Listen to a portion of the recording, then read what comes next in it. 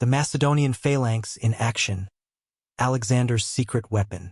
When people think of Alexander the Great's military successes, they often imagine a fearless leader with bold strategies, charging into battle and facing impossible odds. However, Alexander's true secret weapon was not just his personal courage or charisma. It was the highly disciplined and strategically innovative Macedonian phalanx, crafted and perfected by his father, King Philip II, and further refined under Alexander's leadership. The Macedonian phalanx became the backbone of Alexander's army, providing him with a powerful advantage that allowed him to carve out one of the largest empires in history. Origins of the Macedonian phalanx. The Macedonian phalanx was an evolution of earlier Greek hoplite tactics, which relied on tightly packed formations of heavily armed soldiers called hoplites. However, these traditional Greek formations had limitations. They were slow-moving and difficult to maneuver, and their short spears required close proximity to the enemy to be effective. King Philip II recognized these shortcomings and set out to reform the Macedonian military, developing a new type of phalanx that was lighter, more mobile, and better suited for offensive campaigns. The Macedonian phalanx was distinct for its use of the sarissa, a long pike that could reach lengths of up to 18 feet. This weapon was far longer than the traditional Greek spear, allowing Macedonian soldiers to strike enemies from a greater distance. The sarissa required rigorous training to handle, as its length made it unwieldy without discipline and practice. To wield the sarissa effectively, soldiers needed both physical strength and precise coordination, which the Macedonian army cultivated through relentless drills and exercises. Each soldier in the phalanx, known as a phalangite, carried the sarissa with both hands, leaving him with limited ability to carry a shield.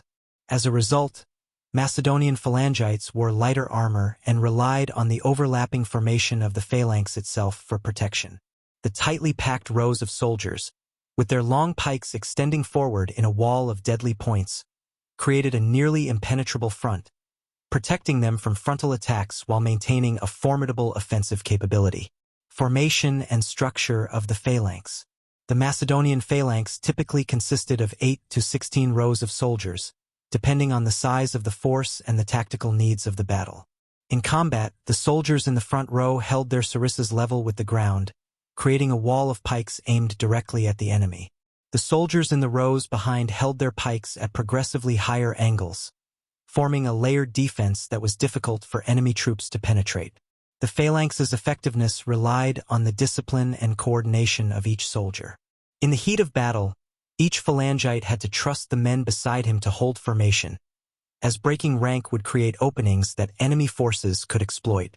This level of coordination required intense training, as even the smallest disruption could compromise the integrity of the formation.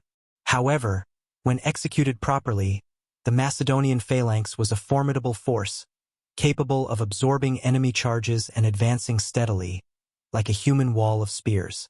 The phalanx was typically positioned in the center of Alexander's battle line, where it could serve as the armies and vil against which the enemy would be trapped.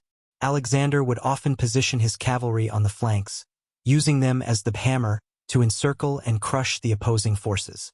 This combined arms approach, with the phalanx acting as an unbreakable core and the cavalry delivering devastating strikes, became a hallmark of Alexander's tactical brilliance. The phalanx in action. Key battles. The Battle of Kyrenia, 338 BCE. The first significant demonstration of the Macedonian phalanx's power came at the Battle of Kyrenia, where a young Alexander fought alongside his father against a coalition of Greek city-states led by Athens and Thebes. Philip's phalanx was the foundation of the Macedonian army, holding the line while Alexander led a cavalry charge that broke through the enemy's ranks. The phalanx's steadfast formation prevented the Athenians and Thebans from breaking through the Macedonian lines, and once Alexander's cavalry flanked the enemy, the battle ended in a decisive victory. This battle showcased the effectiveness of the phalanx in conjunction with cavalry, a tactic that Alexander would later employ in nearly all his major engagements. The Battle of Kyrenia marked the beginning of Macedonian dominance in Greece and set the stage for Alexander's future conquests. The Battle of Issus, 333 BCE. When Alexander crossed into Asia and encountered the vast Persian forces of Darius III at the Battle of Issus, the Macedonian phalanx faced one of its greatest challenges. The Persian army vastly outnumbered the Macedonians, and Darius hoped to overwhelm Alexander with sheer numbers. However, the narrow battlefield of Issus worked to Alexander's advantage, as it limited the maneuverability of the Persian forces and prevented them from fully surrounding the Macedonians. Alexander positioned his phalanx in the center of the battlefield, where it formed a solid line against the Persian infantry. As the Persians charged, the phalanx held steady, absorbing the initial assault with minimal losses. The sarissas of the phalanx proved deadly in close quarters, piercing through Persian shields and armor from a safe distance. With the phalanx holding the line, Alexander led his cavalry in a sweeping flanking maneuver that targeted Darius directly.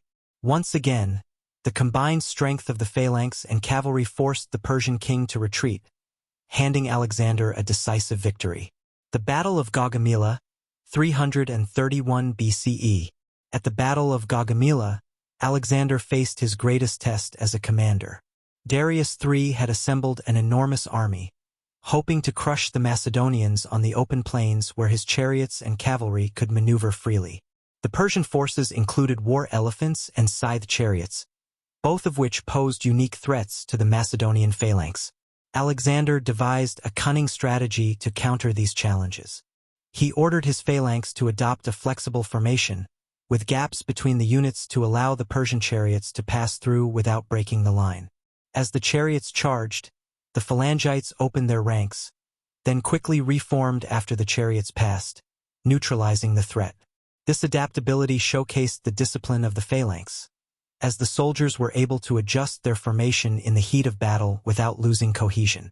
With the phalanx holding the center, Alexander led his elite companion cavalry on a bold charge toward the heart of the Persian lines, aiming directly for Darius. This tactic disrupted the Persian command structure, causing chaos among their ranks. As the Persian army began to collapse, the phalanx advanced steadily, driving the enemy back and securing Alexander's most famous victory. Gaugamela solidified Alexander's control over the Persian Empire and demonstrated the Macedonian phalanx's adaptability and resilience in the face of overwhelming odds. The phalanx beyond Persia, Bactria, and India. After his victories in Persia, Alexander continued his campaigns into the rugged territories of Bactria and India, where the Macedonian phalanx faced new challenges. In these mountainous and jungle-covered regions, the phalanx's traditional formation was often difficult to maintain. Yet Alexander's soldiers adapted to the rough terrain, employing looser formations when necessary and using their long spears to keep enemies at a distance. At the Battle of the Hydaspes in 326 BCE, Alexander encountered the army of King Porus, which included war elephants, a terrifying sight for the Macedonian soldiers. The elephants charged at the phalanx, attempting to break their formation, but Alexander's soldiers adapted once more, using their sarissas to strike at the elephants' vulnerable legs. The phalanx held its ground, allowing Alexander's cavalry to encircle and defeat the Indian forces. This battle marked the easternmost extent of Alexander's empire and demonstrated the versatility and resilience of the phalanx in the face of unfamiliar threats. Legacy of the Macedonian phalanx. The Macedonian phalanx was not only Alexander's secret weapon, it was a revolutionary military formation that influenced warfare for centuries. Its disciplined structure, combined with the sarissa's reach, created a force that was nearly unstoppable on the battlefield. The phalanx allowed Alexander to win battles against larger, better-equipped armies and helped him conquer an empire that stretched from Greece to India. However, the phalanx also had limitations. Its rigid structure made it vulnerable to attacks on the flanks and from behind, and it was difficult to maneuver in rough terrain. After Alexander's death, his empire was divided among his generals, and while they continued to use the phalanx, they lacked his strategic brilliance. Over time, the phalanx became less effective as new tactics and weapons emerged, particularly with the rise of the Roman legion, which proved more flexible in battle. Despite its eventual decline, the Macedonian phalanx remains one of history's most iconic military formations.